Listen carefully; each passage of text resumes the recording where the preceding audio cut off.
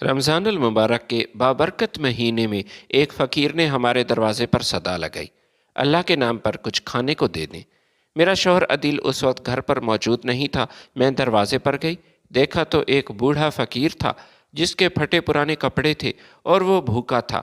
میں نے افطاری میں جو چاول بنائے تھے وہ چاول ایک پلیٹ میں ڈالے اور اس کے علاوہ عدیل کا ایک پرانا جوڑا وہ بھی میں نے شاپر میں ڈالا اور وہ شاپر فقیر کو تھما دیا۔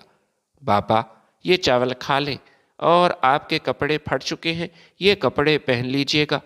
اس بزرگ نے میری طرف دیکھا اور نم آنکھوں سے میرا شکریہ ادا کیا۔ میرے دل کو ایک عجیب سا سکون ملا۔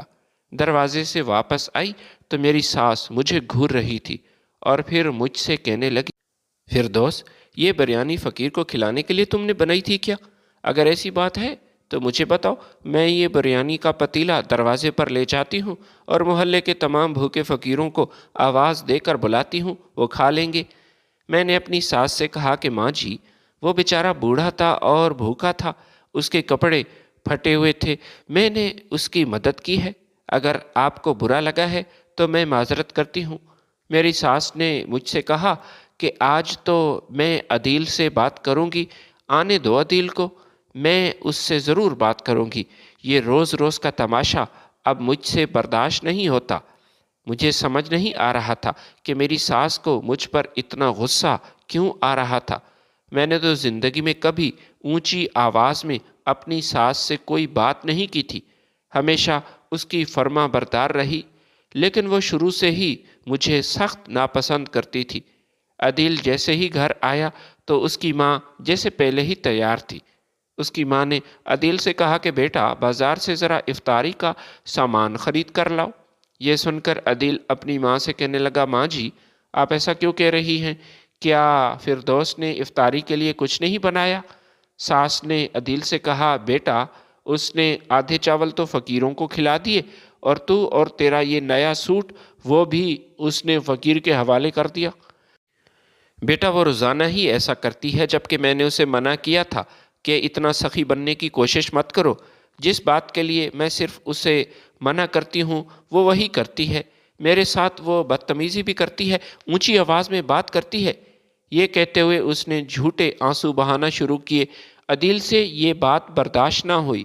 غصے کی حالت میں وہ کمرے میں آیا اور اپنی بیوی فردوس سے کہا کہ یہ تو نے کیا کیا؟ ماں کے ساتھ کیوں بدتمیزی کی؟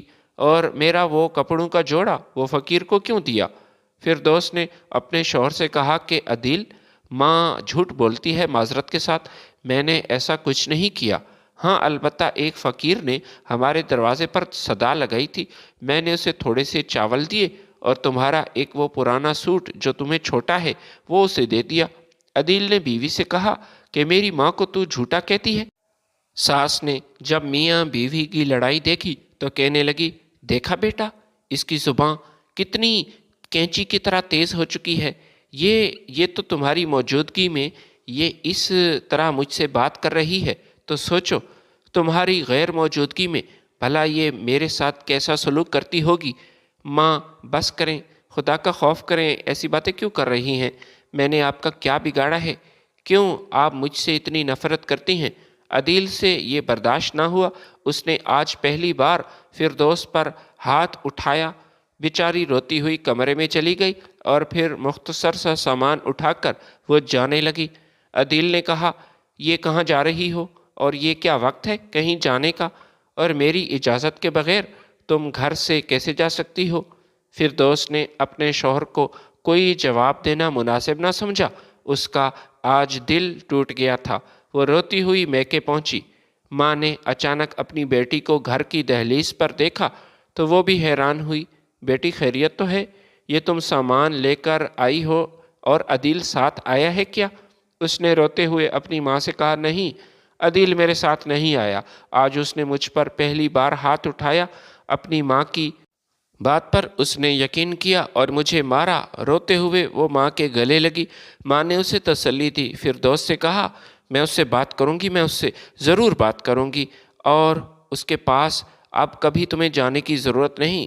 فردوس نے اپنی ماں کو منع کیا کہ آپ کو بھی وہاں نہیں جانا چاہیے اور اس سے بات نہیں کرنی چاہیے۔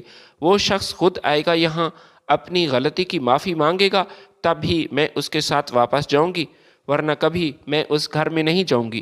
تھوڑی دیر بعد فردوس کا بھائی عامر گھر میں داخل ہوا۔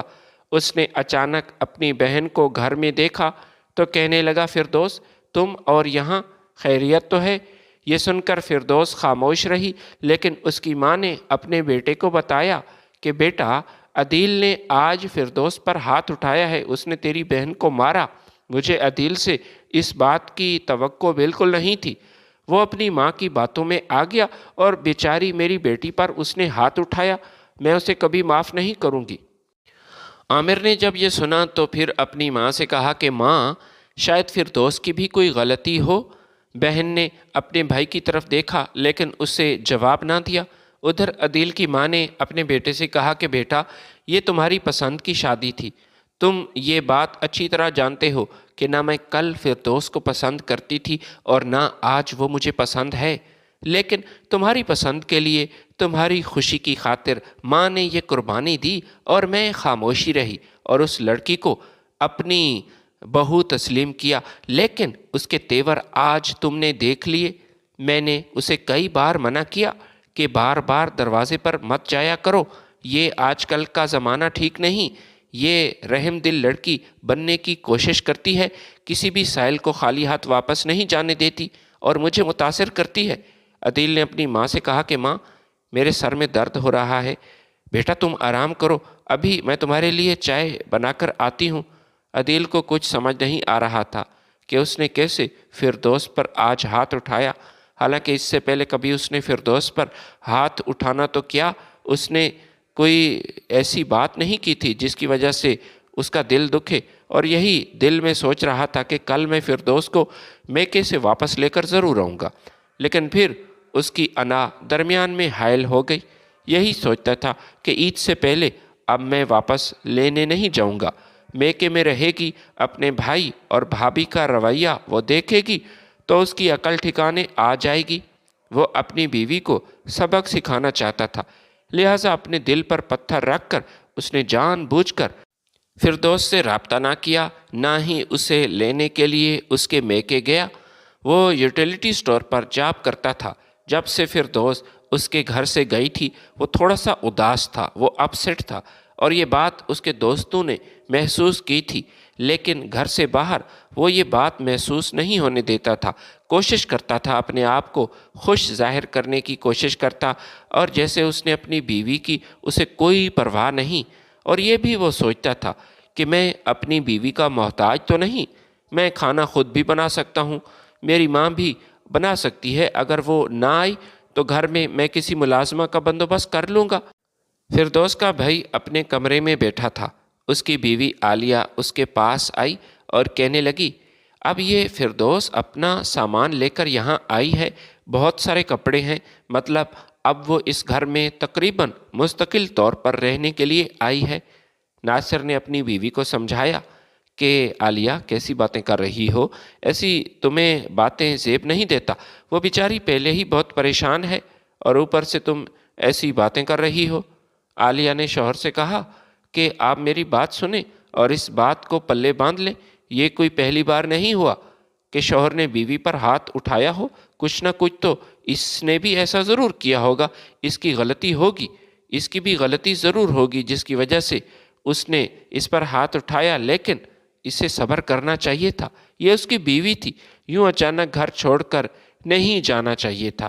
ایسے معاملے میں نقصان صرف عورت کا ہوتا ہے، اور تم اس بارے میں اچھی طرح سوچنا، اپنی بہن کو بھی سمجھانا، اسی میں اس کی بھی بھلائی ہے، اور اگر وہ اپنا گھر بسانا چاہتی ہے تو ایسی باتیں تو اسے برداشت کرنا ہی پڑیں گی۔ رمضان المبارک کا اختتام ہوا، عید کا چاند نظر آیا تو عدیل کو اپنی بیوی کی یاد آئی۔ اس نے اپنی ماں سے کہا کہ ماں، میں آج جا رہا ہوں فردوس کے پاس اسے لینے۔ ماں نے جب یہ سنا تو اس کے چہرے کا رنگ اتر گیا۔ وہ کبھی نہیں چاہتی تھی کہ فردوس واپس اس گھر میں آئے، وہ یہی چاہتی تھی اس کا بیٹا دوسری شادی کر لے اور فردوس سے ہمیشہ ہمیشہ کے لیے جان چھوٹ جائے۔ اس نے اپنے بیٹے سے کہا، ٹھیک ہے بیٹا، جیسی تمہاری مرضی جاؤ، لیکن وہ واپس نہیں آئے گی، یاد رکھنا۔ اس نے اپنی ماں سے کہا، ماں آپ ایسا کیوں کہہ رہی ہیں، وہ دل سے کہنے لگی، بیٹا مجھے خبر ملی ہے، ناصر کے ہمسائے نے ہی مجھے بتایا ہے، فردوس یہی کہہ رہی تھی کہ اس گھر میں میرا دم گھٹتا ہے، جب تک وہ بڑھیا مر نہیں جائے گی اس گھر میں رہے گی، میں تو واپس نہیں جاؤں گی۔ یہ فردوس نے میرے بارے میں کہا ہے بیٹا، وہ انتظار کر رہی ہے کہ میں کب مروں گی۔ میں نے اس لڑکی کو کبھی برا نہیں کہا، نہ ہی اس کا برا چاہا، اسے اپنی بیٹی سمجھتی تھی، لیکن وہ ایسی باتیں کرتی ہے۔ عدیل کا موڈ جو پہلے خوشگوار تھا اب خراب ہو گیا۔ وہ فردوس کو لینے اس کے میکے جا تو رہا تھا، لیکن راستے میں یہی سوچ رہا تھا کہ وہ میری ماں کا احترام کیوں نہیں کرتی، حالانکہ میری ماں تو اتنی اچھی ہے، اسے اپنی ماں میں کوئی خامی نظر نہیں آتی تھی۔ ہمیشہ یہی سمجھتا تھا کہ اس کی ماں جو بھی کہتی ہے وہی سچ ہے اور حقیقت پر مبنی ہے۔ وہ اپنی بیوی کے میکے پہنچا۔ فردوس کی ماں نے عدیل سے کہا کہ بیٹا، تم نے میری بیٹی پر ہاتھ کیوں اٹھایا ہے؟ یاد رکھنا، اپنی بیوی پر ہاتھ اٹھانے والا وہ مرد بہادر نہیں ہوتا۔ یہ تو بہت بڑی بزدلی ہے، ایک عورت پر ہاتھ اٹھانا۔ عدیل نے اپنی ساس سے کہا، آپ کی بیٹی نے میری ماں کے ساتھ بدتمیزی کی تھی اور وہ اس گھر کی بڑی ہیں، اسے ایسا نہیں کرنا چاہیے تھا، الٹا وہی ناراض ہو کر گھر سے چلی گئی۔ فردوس سے یہ بات برداشت نہ ہوئی، وہ کمرے میں تو کھڑی تھی، اب باہر آ گئی۔ عدیل سے کہنے لگی، کاش آپ کو کبھی میری بات پر یقین ہوتا۔ میں آپ کو کیسے قائل کروں کہ میں نے ایسا نہیں کیا، میں نے ایسا کچھ نہیں کیا۔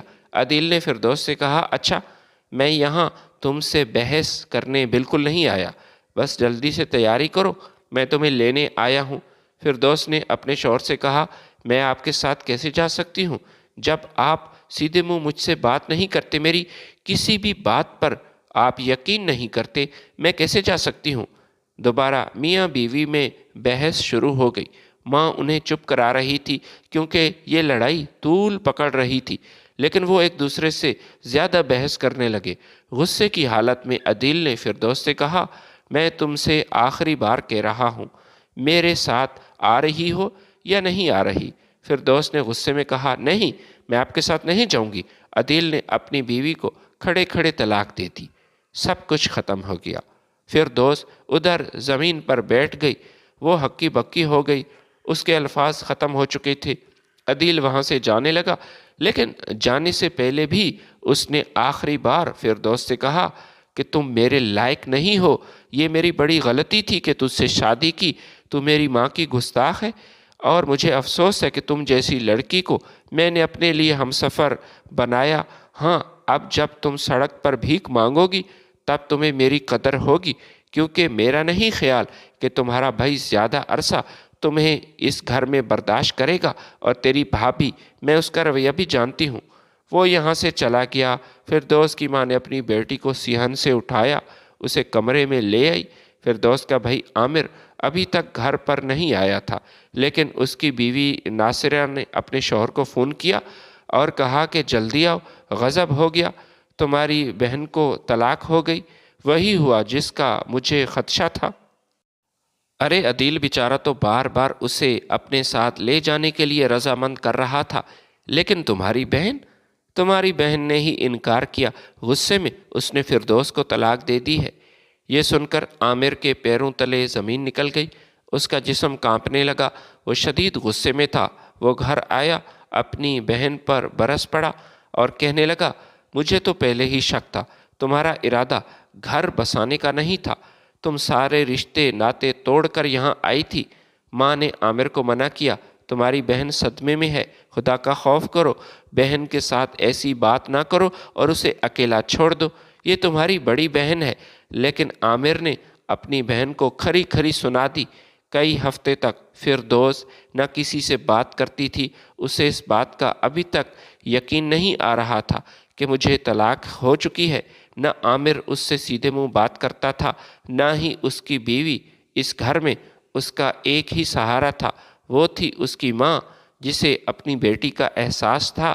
جب تک فردوس کی ماں زندہ رہی، فردوس کو اپنی ماں کا بہت بڑا سہارا تھا، لیکن جب اس کا بھائی عامر فردوس سے غصے سے بات کرتا، اسے ڈانٹتا، تو یہی ماں تھی جو اسے روکتی تھی، اپنے بیٹے کو منع کرتی تھی۔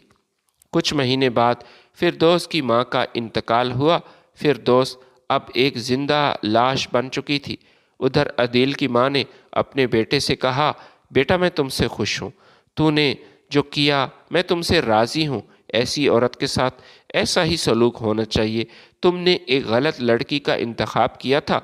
ये तुम्हारी पसंद की शादी थी, वरना वो तो मुझे सख्त नापसंद थी।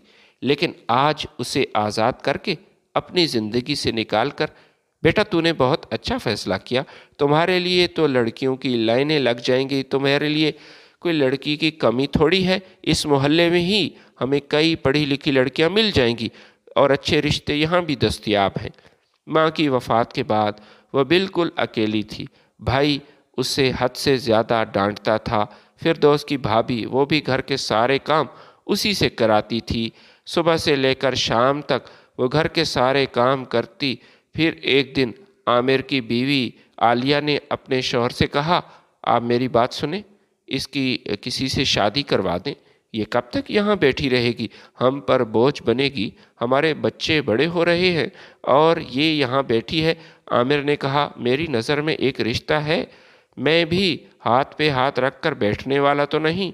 वो एक करियाना स्टोर वाला है, आशिक साहब, उसकी बीवी का इंतकाल हो गया है। वो रंडवा है। इशारों इशारों में उसने फिरदौस से शादी का मुझे इशारा दिया है और वो मेरी बहन से शादी करना चाहता है। कोई जहेज़ नहीं लेगा, उल्टा इसको सहारा देगा। फिरदौस खिड़की से ये सारी बातें सुन रही थी। वो जानती थी अब उसका भाई उससे तंग आ चुका है, इस घर में बर्दाश्त नहीं कर सकता। लिहाजा उसने घर से जाने का फैसला किया। आधी रात को वो घर से चली गई, जबकि उसके पास अपने जेवरात और 2 जोड़े थे। उसकी एक सहेली थी साजिदा। किसी ज़माने में ये दोनों कॉलेज में पढ़ती थीं, एक दूसरे की अच्छी दोस्त थीं। वो साजिदा के घर का एड्रेस जानती थी और उसके पास सिर्फ बस का किराया था। इससे ज़्यादा उसके पास पैसे भी नहीं थे। वो घर से बाहर निकली। 2-3 गलियां छोड़कर जब वो सड़क के करीब पहुंची तो आगे कसाब की दुकान थी जो कि बंद थी। वहाँ कुछ चर्बी के टुकड़े जो उसने फेंके थे, उसको कुछ कुत्ते खा रहे थे। जब कुत्तों की नज़र फिरदौस पर पड़ी तो वो गुस्से में आए और चारों तरफ से उसे घेर लिया। उन्होंने फिरदौस को घेरा। वो चीख रही थी, चिल्ला रही थी, मदद के लिए पुकार रही थी। एक आदमी जो अपने घर में ही सो रहा था, उसने कमरे की खिड़की से देखा कि 5 से 6 कुत्ते एक औरत को काट रहे हैं। वो जल्दी से अपने कमरे से बाहर आया, गली में आया, कुत्तों को भगाया। बेचारी फिरदौस बुरी तरह ज़ख्मी हो चुकी थी। वो उसे अपने साथ हस्पताल लाया, मरहम पट्टी कराई, उसे इंजेक्शन लगवाए। फिर कहा कि बीबी आप कौन हो और आपने कहाँ जाना है? अकेले रात के इस पहर आप कहाँ जा रही थी? फिरदौस ने रो कर कहा कि भाई, मेरे शौहर ने मुझे तलाक दे दी है और मेरा भाई वो भी मुझसे अब तंग आ चुका है। वो मुझे अपने घर में बर्दाश्त नहीं कर रहा था। मैं अपनी एक दोस्त के घर जाना चाहती हूँ। अगर आप मुझे एक मुसाफिर बस पर सवार करें और वहाँ मुझे छोड़ कर आएँ तो ये आपका मुझ पर एहसान होगा।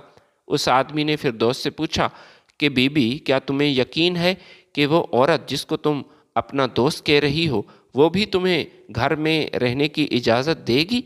क्योंकि इतने अरसे बाद आप वहाँ जा रही हैं। मैं नहीं चाहता कि आपके लिए कोई मुश्किलात बढ़ जाए। फिरदौस ने रोते हुए उस आदमी से कहा कि हाँ, मुझे उस पर भरोसा है। वही एक लड़की है जो मेरी हकीकी दोस्त है। उम्मीद है कि वो मुझे अपने घर में पनाह देगी और उसके बाद अल्लाह जानता है, मेरा कोई और ठिकाना तो नहीं, लेकिन कहीं न कहीं रहने के लिए जगह मिल जाएगी। वो एक शरीफ आदमी था। फिरदौस को कुछ खाने पीने के लिए दिया। फिरदौस अपने ज़ेवरात अपने साथ ही लाई थी और छुपाने की कोशिश कर रही थी। ये उसकी माँ ने ही उसे दिए थे और माँ ने यही कहा था कि बेटी, मुश्किल वक्त में ये ज़ेवरात तुम्हारे काम आएंगे। आदमी ने उसे एक थैला दिया और यही कहा कि आप ये ज़ेवरात इसी थैले में डाल लें और इस थैले के मुंह पर मजबूती से रस्सी की मदद से बांध दें। ये ज़ेवरात आपके लिए बहुत कीमती हैं और ज़माना ठीक नहीं, चोर यहाँ इधर उधर घूम रहे हैं। वो बस पे सवार हुई। उसकी दोस्त साजिदा चकवाल के शहर में रहती थी। 2 घंटे बाद वो बस चकवाल पहुंची तो वो बस से नीचे उतरी। उसके पास साजिदा का नंबर नहीं था। وہ صرف ساجدہ کے گھر کا ایڈریس جانتی تھی، کیونکہ ایک بار ساجدہ کی شادی پر وہ یہاں آئی تھی۔ وہ اس گھر کے گیٹ پر پہنچی جبکہ صبح کے 4 بجے تھے۔ اس نے دروازے پر دستک دی۔ ساجدہ نے اپنے شوہر سے کہا کہ جائیں دیکھیں دروازے پر اس وقت کون ہے۔ اس کے شوہر نے ساجدہ سے کہا کہ حیرت ہے، یہ کوئی ٹائم ہے، کون ہوگا؟ اس نے گیٹ کے سوراخ سے جھانک کر دیکھا تو ایک عورت کھڑی تھی۔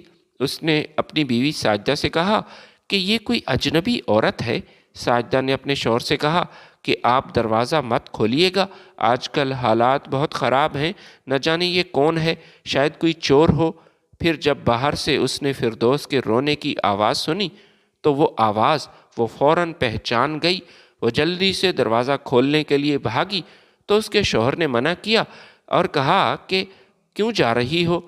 وہ کہنے لگی یہ میری دوست ہے، خدا خیر کرے، رات کے اس پہر یہ یہاں کیوں آئی ہے؟ اس نے دروازہ کھولا، پھر فردوس کو دیکھا تو اس کی آنکھوں کے سامنے اندھیرا چھانے لگا۔ یہ وہ فردوس نہیں تھی جو ہنستی مسکراتی تھی، مسکرا کر ہر کسی سے ملتی تھی۔ آج تو اس کا چہرہ مرجھایا ہوا تھا، آنکھوں کے نیچے ہلکے پڑ چکے تھے اور وہ حد سے زیادہ کمزور بھی تھی۔ اس نے اپنی دوست کو سہارا دیا، اسے چارپائی پر بٹھایا۔ پھر دوست نے اپنی دوست ساجدہ کو اپنی ساری کہانی بیان کی کہ اس پر کیا بیتی، سب نے اسے کیسے چھوڑ دیا اور وہ یہاں کیوں آئی ہے۔ ساجدہ نے کہا کہ تم میری بہن ہو، یہ تمہارا اپنا گھر ہے، یہاں جتنے دن تم چاہو رہ سکتی ہو۔ یہ فردوس کی خوش قسمتی تھی کہ اس کا شوہر بھی بہت اچھا تھا۔ اس کی دوست ساجدہ کا شوہر ایک رحم دل انسان تھا۔ اس نے فردوس کے سر پر ہاتھ رکھا اور کہا آج سے تم میری بہن ہو۔ فردوس نے نئے سرے سے اپنی زندگی کا آغاز کیا۔ سب سے پہلے ایک سکول میں ٹیوشن پڑھائی اور اس کے بعد ایک پرائیویٹ کالج میں وہ پڑھانے لگی۔ اس نے اردو میں ایم فل کر رکھا تھا اور اس کے پڑھانے کا انداز وہ طالب علموں کو اور طلبات کو بہت پسند آیا۔ یہ پہلی بار تھا کہ فردوس کی وجہ سے اس کالج کا رزلٹ بہت شاندار رہا اور اس کا پرنسپل فردوس سے بہت خوش تھا۔ اس کالج کے پرنسپل کا نام حبیب اللہ تھا، جس کی بیوی کو کینسر تھا۔ کچھ مہینے پہلے اس کی بیوی کا انتقال ہوا تھا۔ اس پرنسپل نے ساجدہ سے فردوس کے بارے میں سب کچھ پوچھا اور ساجدہ نے اسے سچ سچ بتایا کہ فردوس ایک طلاق یافتہ لڑکی ہے اور اس کے بھائی نے بھی اسے گھر سے نکال دیا، بلکہ یہ خود اپنی مرضی سے گھر سے چلی آئی کیونکہ اس کے بھائی کا رویہ فردوس کے ساتھ اچھا نہیں تھا اور اس کا بھائی فردوس کی شادی زبردستی ایک ان پڑھ اور جاہل شخص سے کروا رہا تھا۔ عامر کو جب اس بات پر یقین آ گیا کہ اس کی بہن کہیں چلی گئی ہے، وہ گھر میں نہیں ہے، اسے بہت غصہ آیا۔ اس نے پہلے تو اپنی بہن کو ادھر ادھر محلے میں تلاش کیا، شہر میں، لیکن اسے بالکل وہ نہ ملی۔ فردوس کو وہ تلاش نہ کر سکا۔ اسے سب سے زیادہ غصہ اس بات پر تھا کہ وہ قیمتی زیورات بھی اپنے ساتھ لے گئی تھی، کیونکہ عامر کی نظر ان زیورات پر تھی اور عامر کی بیوی اسے بار بار یہی کہہ رہی تھی کہ منحوس کو تلاش کرو، اس نے ہمارا بہت بڑا نقصان کیا۔ وہ گھر سے تو بھاگ گئی لیکن وہ زیورات، ماں جی کے زیورات بھی اپنے ساتھ لے گئی۔ یہ کم از کم 20 لاکھ کے مالیت کے زیورات تھے جو وہ اپنے ساتھ لے کر گئی ہے۔ میری بات پر یقین کرو، ہو نہ ہو تمہاری بہن کا کسی نہ کسی کے ساتھ چکر ضرور تھا، اس لیے وہ گھر سے بھاگی ہے، منہ کالا کرنے گئی ہے۔ عامر نے اپنی بیوی سے کہا کہ بکواس بند کرو، یہ تو تم اچھی طرح جانتی ہو کہ اس کا کسی کے ساتھ کوئی چکر نہیں، اور میری بہن کیسی تھی؟ وہ میری اور تیری وجہ سے گئی ہے، ہماری باتوں کی وجہ سے، ہمارے اس رویے کی وجہ سے۔ مجھے بہت شرمندگی محسوس ہو رہی ہے کہ ہمارا رویہ اس کے ساتھ کیسا تھا۔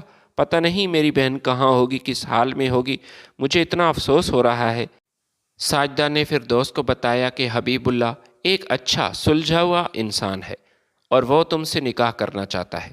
فردوس نے ساجدہ سے کہا تم میری بڑی بہن ہو، میری دوست ہو، میرے لیے جو فیصلہ کرو گی مجھے منظور ہے۔ اسی طرح فردوس کی حبیب اللہ کے ساتھ شادی ہوئی۔